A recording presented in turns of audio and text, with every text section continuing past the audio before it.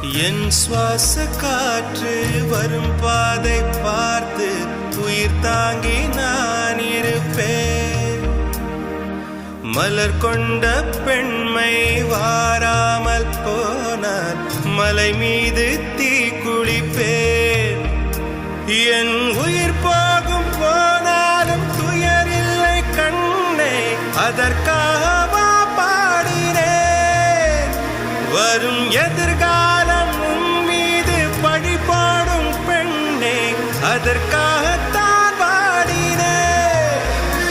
முதலா முடிவா அதை உன் கையில் கொடுத்து விட்டேன்.